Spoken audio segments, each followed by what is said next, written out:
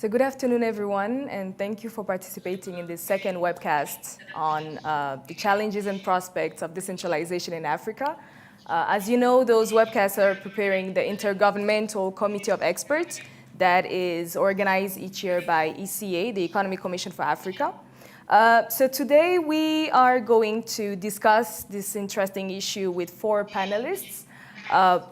We are with Mr. Fred Mufulukye, who is Director General of the Territorial Administration and Good Governance of the Ministry of Local Government here in Rwanda.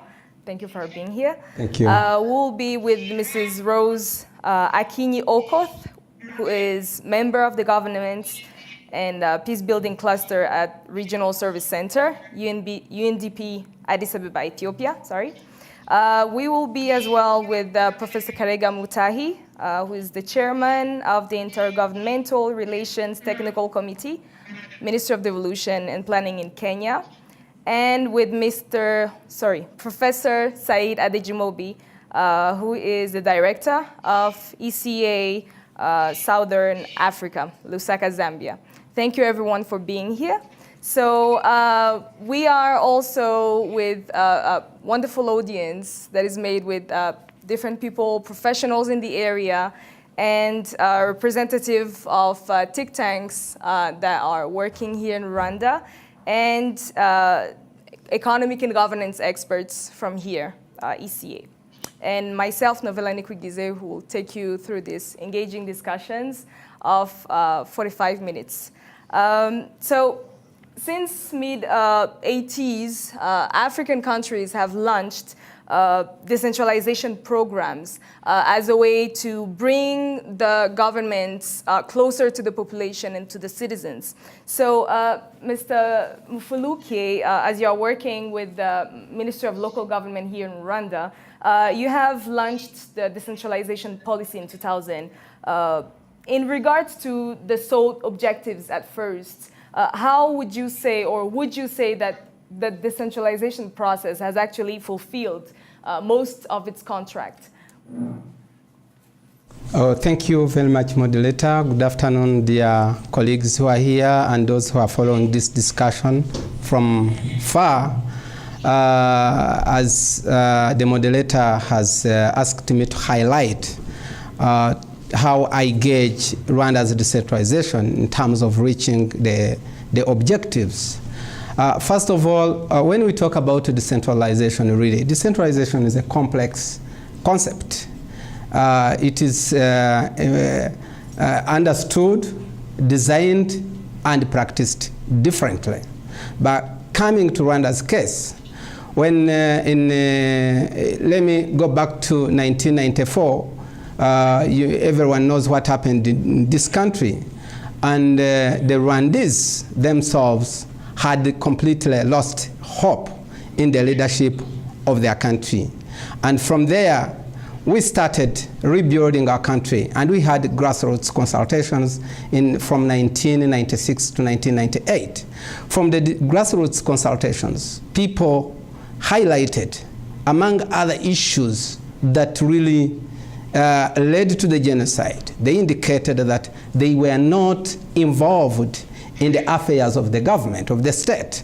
So they indicated the desire to be involved in the governance system of their country. That's how the design of decentralization in 1999 and the policy was adopted in 2000, and implementation started in 2001. Now, so far this is, we can say 15 years along the road, implementing decentralization. So we had a number of objectives. We had citizen participation, we had issues of empowerment, we had issues of implementation, where people could be involved in implementation of their projects, including the design. So today, when you look at Rwanda, what has been achieved, I would say decentralization has contributed highly. For instance, when you look at, let's look at some indicators. When you look at poverty reduction indicators, in 2000, we had, I think, people under poverty line were around, we were around 58.9%. 58.9%. Then in 2005, we had just implemented the decentralization by 5 years.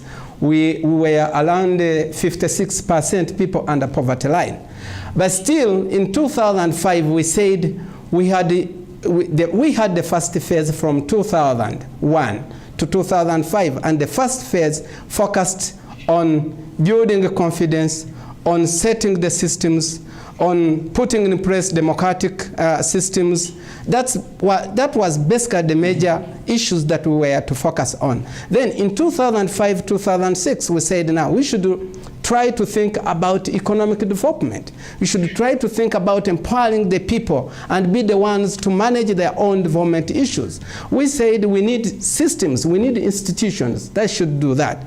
Now, we had what we called territorial administrative reform in 2005, 2006. And what happened basically, the Rwanda government transferred all powers from central government to local government, be the planning, be the budgeting, be the implementation, and the central government remained with core 4 responsibilities: policy formulation and setting legal framework, monitoring and evaluation, M&E, and I mean capacity development and resource mobilization. Those were the major areas that we remained with. Now, when I see in 2010, 2011, we had another survey for poverty reduction, and we moved from 56% to 44%. We moved 12%. That was incredible step. But to us, we say that it's because people were involved now. When you try to see from 2000, 2005, the positive stride was just very minor. But from 2005 to 2010 and 11, we observed that there was a huge growth in this country and poverty reduction, which we tried to link it with the decentralization. And what did we do? We just left everything to be done by local governments, and we remained with core responsibilities. We monitor, we look at the policies, we evaluate, and look at the policies. Where do we make adjustments? We have been making lots of adjustments. And I think some development partners who are here, they always tell us that you guys, you don't have things that are very constant. You transform, you change every time, you reform every time. So for us, what we have decided to do, we implement, we design, we implement, and you tell us that this does not work, we completely change. And we really appreciate that. Recently now, we had another survey for poverty reduction. And so far, the poverty line is on, I think, is 39%. 39.1%. So that's a positive stride that we can talk about, and I really attribute it to decentralization, where we involve the people, we empower the people, and we let them manage their own issues. Wonderful. I'm glad you are talking about development indicators. We are here with Mrs. Okoth, that is working with UNDP, and one of the agenda of the UNDP is really building resilient nations and reducing inequalities. So on your side, you have been working with those governments on those development programs. How would you locate, or how would you situate the role of decentralization, and particularly fiscal decentralization, in actually getting to those objectives of the UNDP?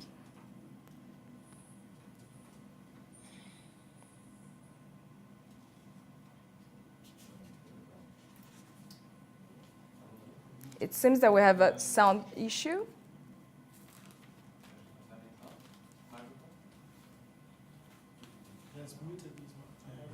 Hello? Yes. Hello? We can hear you, Mrs. Okoth.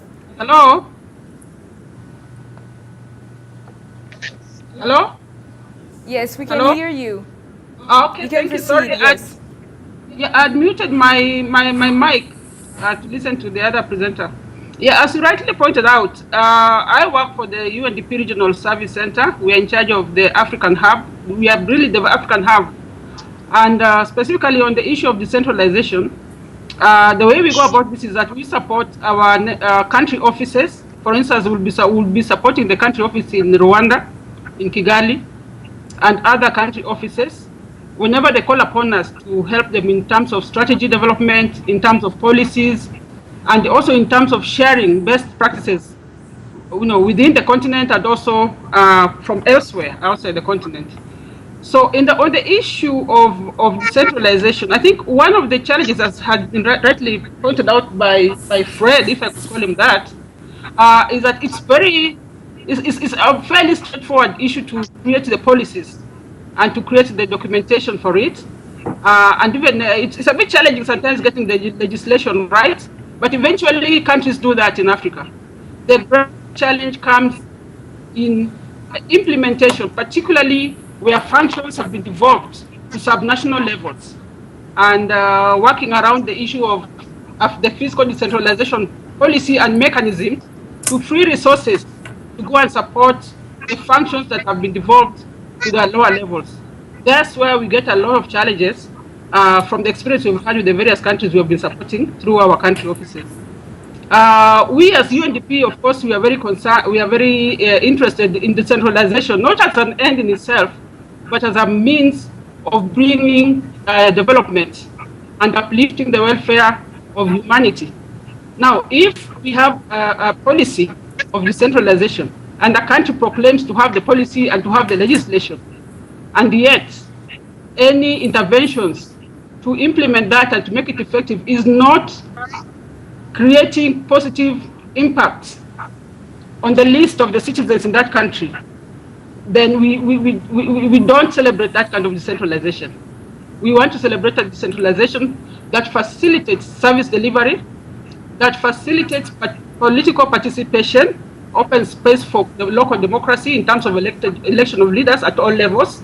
We want to celebrate decentralization that creates opportunities for economic transformation, particularly on local development, local economic development. And again, decentralization that begins to narrow the inequalities, the social, the economic inequalities that exist. So for us, that's really that's the perspective from which we approach decentralization. And when you look at now the current developments on the sustainable development goals, for instance, the lesson we learned with the MDGs was that when it was being designed and agreed upon by member states, there was no deliberate effort to bring in local governments to be part of that process of poverty reduction and sustainable development. For now, with the sustainable development goals, we have various goals, but I'll mention only two. We have a goal on number 11 on urbanization, which basically is about creating the framework below the national level to then intervene on development issues. And we also have a specific goal number 16 on governance, where therefore decentralization, the policy, the structures fall squarely in. But for us, if we don't link the policy, the structure, and development, then we have a challenge. Thank you very much for your insight. And I see that you are focusing on the citizens and the citizens' participation. And it also entails to actually leading to more democratic countries and democratic African countries. We have also Professor Said Adejumobi, and you have worked a lot on governance issues, and in Africa particularly, and also related to the democratic renewal of Africa. How would you say that decentralization is actually participating in that democratic renewal of the continent? Thank you very much. Let me start by commending my colleagues in SRO East Africa for organizing this very important forum for us to have a conversation around the issue of decentralization. I will step back a little bit and start from where the first speaker stopped, which is the problematic nature of decentralization. Decentralization has various forms and dimensions, and I will identify two of them. One is devolution, and the other is deconcentration. Devolution is when local authority is devolved to actors on the ground. It's different from deconcentration, in which officials of the central authority go to the local level to act on behalf of the central authority. I think we need to make this distinction very clearly. For me, there are three objectives of decentralization. And when I talk about decentralization in this sense, I'm focusing more on devolution. There are three objectives. One is a means of managing diversity. It's a means of managing diversity in which the different groups, the different sects, the different sections of society, and the kind of pluralism that we have, we use decentralization to manage diversity. Secondly, is to bring governments closer to the people, because the central government or the federal government is often very far away. Decentralization is a means of bringing governments closer to the people on the ground. Thirdly, is a means of delivering services better. In which case, if the government is closer to the people, if the people can work their way into that government and see the government regularly, their demands, their voices will be heard more, and there will be accountability and responsiveness in terms of governance. So those are the underlying pillars of decentralization, that in fact we can promote democratic accountability through decentralization. When governments are accountable to when governments are closer to the people, they can make demands, the government can be more responsive to them. And we also assume that in devolved local governments, we have a situation in which there's a democratic character, in which elections will also be held at the local level for people to select their own leaders in terms of those that they want to lead them at the local level. So it's something that can in fact promote democratic culture, as it were.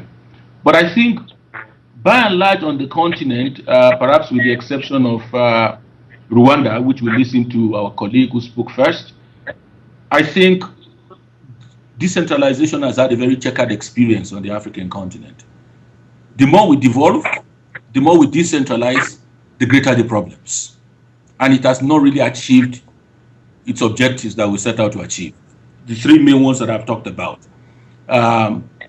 Services in many countries are not being better delivered, in spite of local governments being created. People do not see that democratic character at the local level substantially. We see situations in which local elites have developed. We see situations in which there's a lot of corruption at the local level. And we see situations in which, there are tensions even, amongst local governments. I will identify 4 challenges that I see that are facing local governments, and I will stop there. One is the question of finance. Although we decentralize, but in many cases, there's very little fiscal decentralization in terms of finances. Funds usually retained by the central authority, by and large, whether federal governments or central governments. Secondly, is the question of capacity. Many local governments lack the capacity to be able to act efficiently and effectively. It's a major problem. And the reason is simple. People drift towards the urban areas. People don't want to stay. Skilled personnel don't want to stay in the rural areas. They want to come to the city, basically. So there is a dearth of capacity mostly for local governments. Thirdly, that I see is a question of accountability. In quite a number of local governments across the continent, there is a high level of corruption. We must admit it. Some will argue that it's not a peculiar local government problem. It's a peculiar, country and continental problem. But the truth of the matter is that local governments are not accountable the way we would have expected them to be accountable. And finally, the question of political interference by the central authority. In many cases, we have situations in which the central authority interfere almost on a daily basis in the affairs of local governments, not giving them the relative autonomy they need to be able to function and function effectively well. Thank you. Thank you. Thank you, Mr. Professor Adejumobi.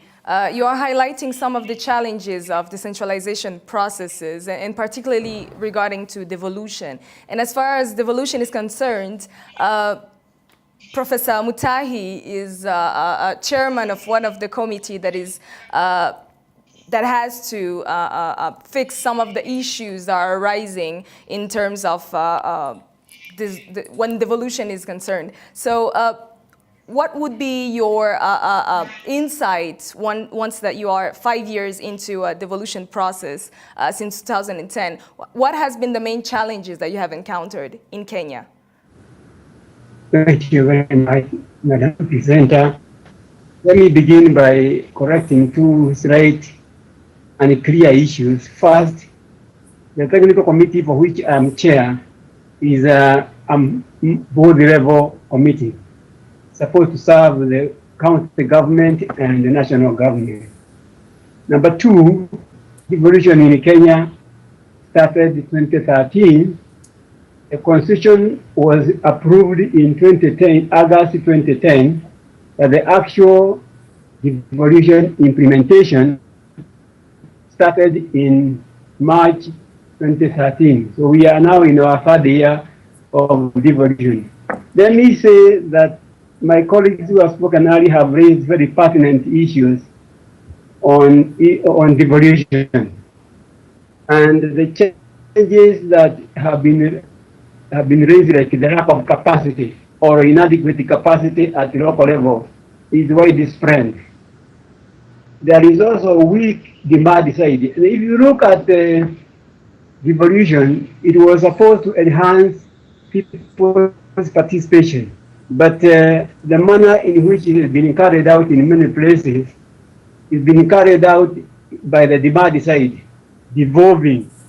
But the issue of capacity, the devolution has been guided by the supply side, the government.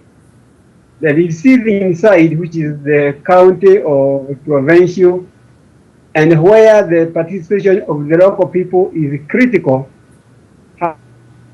has basically remained in the same manner it was before devolution. The capacity there, if anything, the capacity has been weakened because many people have the desire to keep away from the county level because of fear of uncertainties. We need to harmonize the staff in the, for example, in Kenya you have 47 counties. And all these counties are required by law to employ their own public staff. If they are going to do that, I think the officers would ask themselves, what will happen when they harmonize? Am I going to be accepted? Am I going to be secure? And there are issues that are quite pertinent. And for that reason, with all its good intentions, much work remains to be done. When you look at the issue of the issue raised by our colleague, the professor, of corruption and other areas, if you have one national government, which is then devolved into 47 county governments, if we do not curb corruption, then you have multiplied it by 47. And that can be a challenge. Fortunately, at least in Kenya, one can say the people of Kenya, the people who demanded the devolution, are also very keen to see what will happen with their resources. And therefore, there is a lot of demand for accountability. But that demand for accountability is basically political and rhetoric, not one based on knowledge and skills. Take, for example, issues of budgeting and planning. You do not have, on the demand side, institutions that should help seek accountability. For example, the cooperatives, the professional associations, they have not had a participation in the area of capacity and in the area of policy development. So what I'm saying really is that the noble goals of devolution remain on course. We have seen, for example, in Kenya, in every sector, there have been very many areas in which projects have been implemented. Like you look at the road network, look at hospitals, facilities, there are a major improvement. But there would have been more if the demand side had the capacity dialogue with the national government. Thank you. Thank you very much, Professor Mutahi. And all of you have highlighted some of the challenges of decentralization. And we recall that Mr. Mufulukye, you told us that the decentralization in Rwanda was launched, let's say 6 years after the genocide. Would you say that launching that decentralization process at that time, with all the challenges that it actually leads to, was it an asset in rebuilding the country, or did it bring about more challenges? First of all, there are a number of challenges that the country was facing by then. We had governance challenges, we had the economic development challenges, we had the unity and reconciliation challenges, we had the resettlement challenges, we had very many challenges, including rights of the people. So we had very huge challenges. So among the challenges we had, we said, let us tackle them with specific policies. So decentralization focused on governance issues. But there are also other elements of unity where decentralization also came in to address. So basically, we said that with basing on the challenges we have, how are we going to address them? We Rwandans decided we are the ones to address the challenges we face. And if we are the ones to address the challenges we face, how do we make sure that everyone is involved? And that's how the policy came in, to say that let everyone contribute to solving the challenges we face.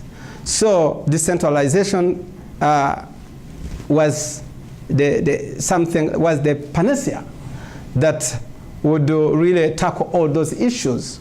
So now we decided to localize innovations, to say what are the innovations that we can bring into our governance system that can help us to address the challenges we face. That's how we came up with the Gacaca, for instance. If you know Gacaca, that dealt with the genocide-related cases. We decided to come with mediation committees that the people themselves be able to address the conflicts that are happening down there.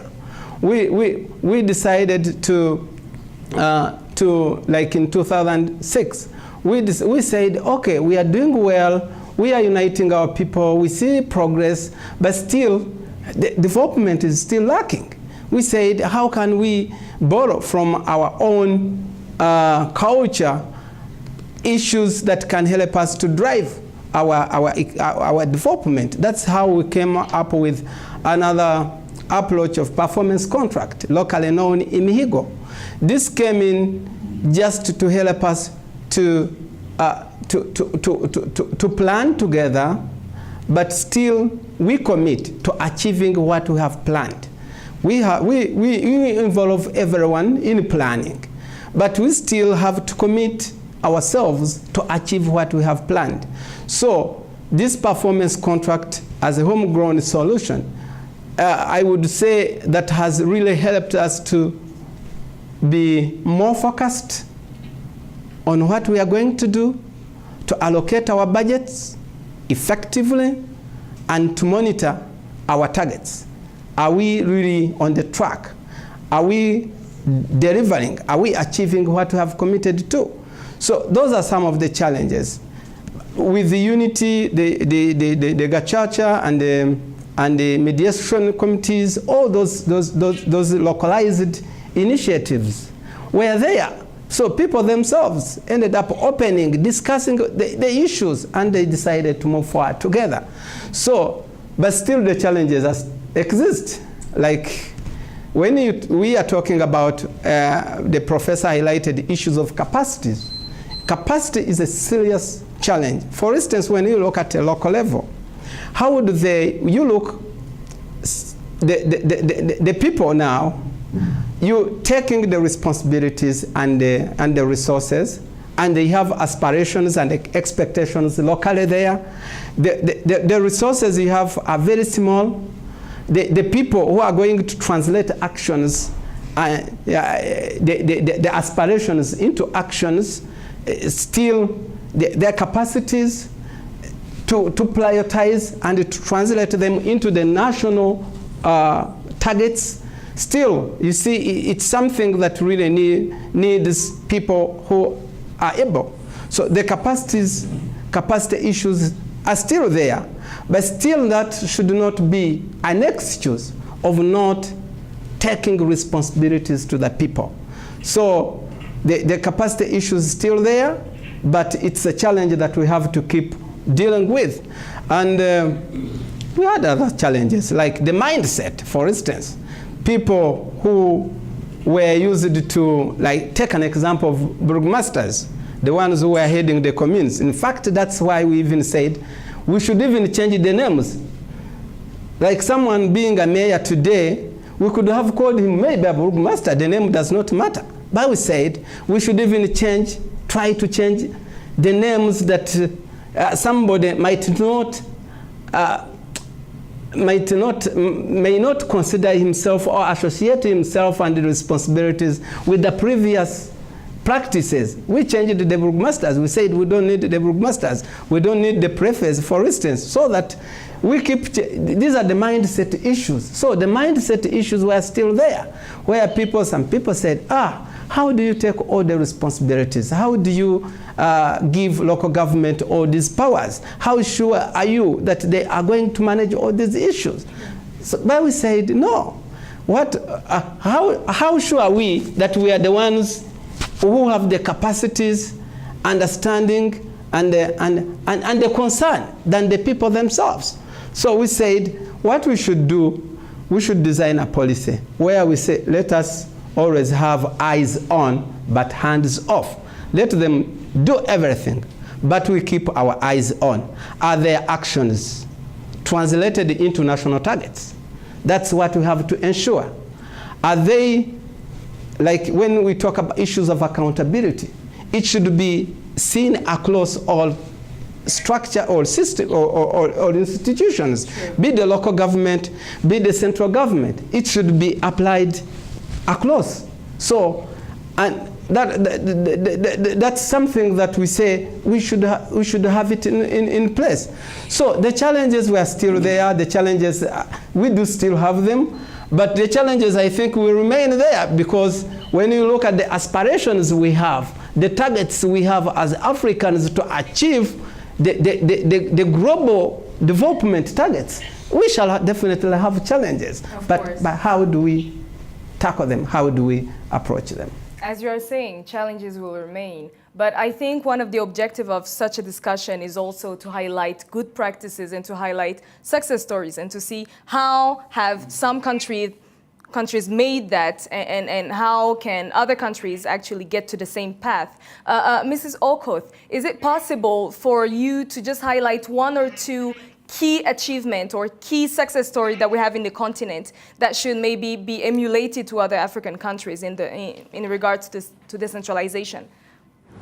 Yeah, thank you for that question. I think even before I answer that, if we look at the phases of decentralization, especially on the continent, we started off initially, there was a lot of advocacy work that went into just getting people to accept that they needed to decentralize, bring services closer to the people, make decision-making, empower people to make their own decisions and to take charge of their lives. Then over time, to get to a phase where a lot of the African nations then began to advocate for policy changes, and a lot of the development agencies as well were supporting the policy changes, the legislative changes to adopt either the devolution in the constitution or as a matter of law or as a matter of policy. We did a study in 2002 where we discovered in Eastern Africa and Southern Africa, we discovered that almost all countries within that region have either decentralization policy or legislation or it's embedded in their constitution. We also discovered that quite a number of countries had begun the process of implementation. Now, I think we are getting to a phase where we can no longer just generalize and talk about decentralization as a whole. We need to begin to slice to unpackage what constitutes decentralization. And so you'll get issues which will basically be dealing with planning and budgeting for service delivery. You'll get issues which will be talking about financing mechanisms, either from transfers from national level or from local resources, and how to create efficiency around collection and utilization of those funds. You'll get issues to do with institutional arrangements that best respond to the decentralized functions and services. And of course, you'll get the packages of issues around capacity and distortions of the systems like corruption, which we have already heard about. Now, for us to discuss about successful cases, therefore, we cannot say country A has succeeded. What I've seen from experience is that if, for instance, you go to Rwanda, Rwanda is one of the poster childs of decentralization. Everyone says it's working in Rwanda, but I'm sure there are certain aspects, either in service delivery, either in terms of the engagement with the people, in terms of decision making, which is working better than others. So now we are beginning to talk about deepening those components of decentralization. If we want to get very good practices of fiscal decentralization, for instance, even before Kenya embedded the decentralization in its constitution, we already had fiscal decentralization mechanisms. We had fiscal decentralization legislation, like the Local Authority Transfer Fund. Professor Karega Mutahi would speak to that very well. So if you wanted to learn at that stage, how do you create a system which is predictable, which is fair, and which is objective for transferring funds, and you would then probably go to Kenya or go to South Africa, for instance. If you're looking at service delivery, you'll probably want, and decision making, you'll probably want to go to Rwanda. So what I'm basically trying to say is that it's not easy at this stage of implementation to really say that this country has succeeded in decentralization, not to look at which aspects. We still have problems with participation of women leaders. Participation of women leaders in local governance, for instance. Although we say decentralization opens space for participation, but when you dig deeper, you find that women leaders are very disadvantaged. A lot of support is going to women in parliament, for instance, and not into women in councils. Women to become mayors, to become better technical people, managers. And again, for that, you may probably want to go to Rwanda and see how have they been able to increase the numbers of women, not just increase the numbers, increase their capacity and the ability to influence decisions at the local level. So now what we are looking at, apart from in terms of exercising or demonstrating good practices, you really have to then go into the various components to identify which country is best doing what in what area. Thank you very much. Thank you for that last comment. I think we'll invite the audience to eventually participate with some precise questions. You are working in the area. You have had some, let's say, relationship with that, those questions related to decentralization. So please, if you have a question, a precise one, so that we can give the opportunity to each and everyone to talk who wants to, of course.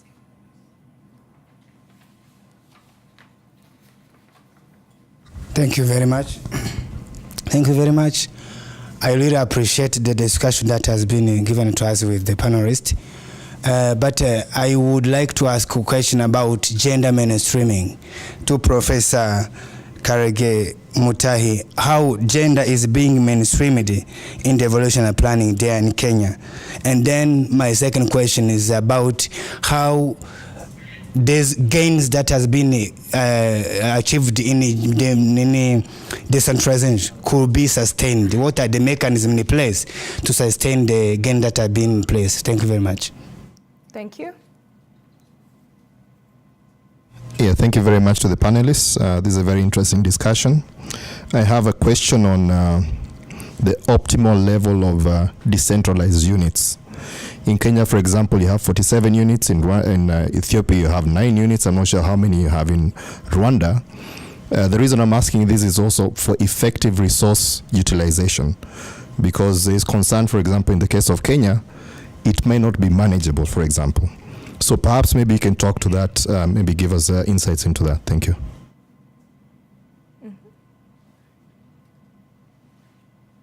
Thank you very much. I think we'll first invite Professor Mutahi to explain to us a bit more about gender mainstreaming in Kenya before we give the floor to the other panelists. Thank you very much.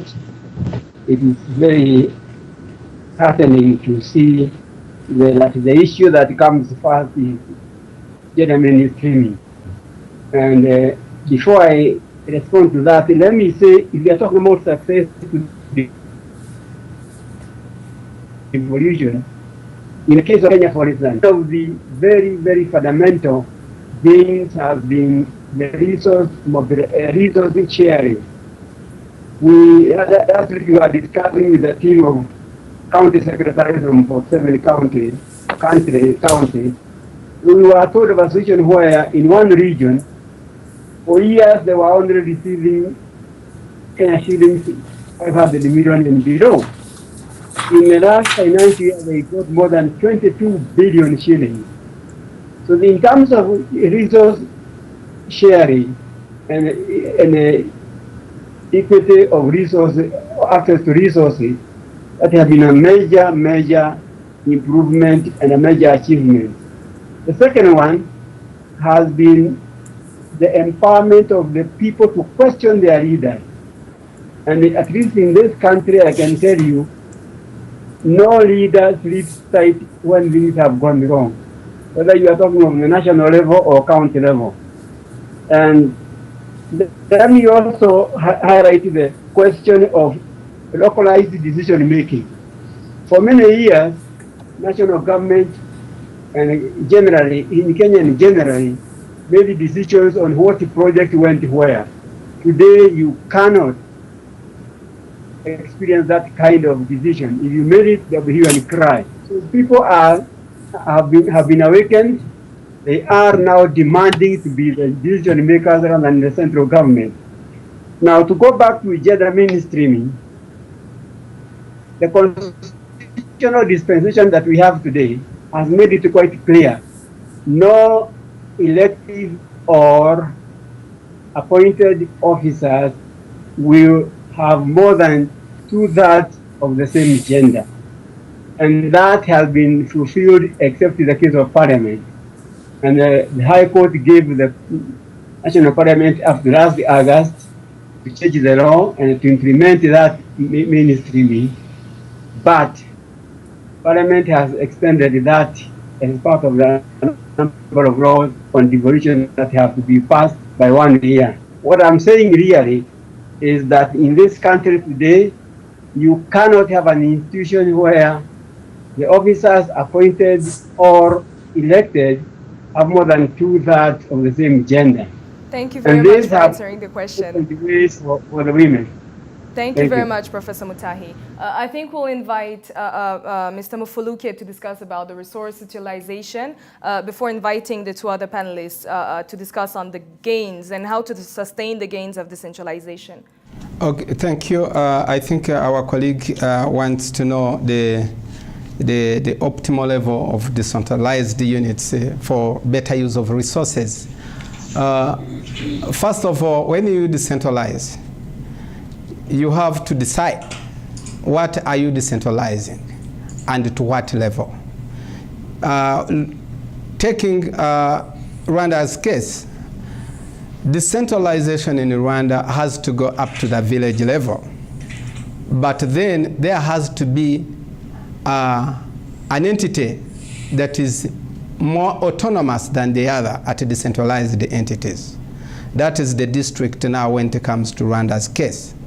We said that though we are decentralizing, there should be a level where resources that are going to the people have to be somehow deconcentrated, and they are the ones to decide.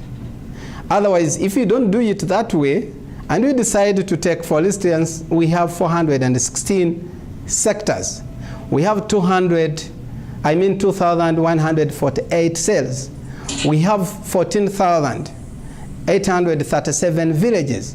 If you say you have to allocate resources, the budget to all these entities, you will definitely fail. What you do, you decide which level now at local government level is charged with resource mobilization, resource and issues of planning and optimal use of the resources. So at Rwanda's case, we decided the districts. And what the districts do, what we ensure, the district, there's a budget that comes from central government going to districts, and the districts have to decide how they are going to use these resources. Thank you very much. But just the last part, we have to make sure that the development budget and the recurrent budget are used effectively. We don't want to see you distributing all the resources to the recurrent budget and you leave behind the development budget. And that's the responsibility of central government. Thank you very much, Mr. Mufulukye. Before we end, because we are running out of time, Professor Adejumobi, can you just give us your insight on how to sustain those gains of decentralization? Well, thank you very much. Let me start by saying that the gains, the way I see it, the gains are very limited that we have recorded on the continent. In terms of success story, I think I can isolate two countries very quickly. One, Rwanda in terms of service delivery at the local level, and Mali before the conflict in terms of institutional and political dimension of decentralization. Nigeria could have been a success story because of its federal system, but in terms of outcome, the outcome has been very, very limited. My advice would be this: I think there's need for us to go back to the drawing board in terms of mapping what kind of decentralization, at what level, for what purposes. I think those are fundamental questions we need to ask ourselves, because by and large, decentralization, particularly at the local government level, is not working very well in Africa. Thank you. Thank you very much to all of you to have granted us the time to participate in this webcast. Thank you, Mr. Mufulukye from Minaloc here in Rwanda. Thank you very much, Mrs. Okoth, for participating to this webcast in your busy schedule. We're also thankful for Professor Karega Mutahi from Ministry of Devolution in Kenya, and of course for Professor Said Adejumobi from Lusaka to have participated. And thank you, of course, to all of the members of the audience who have come and participated with those very insightful questions. Thank you very much, and see you at the next webcast. Thank you. Thank you very much for having us. Thank you very much.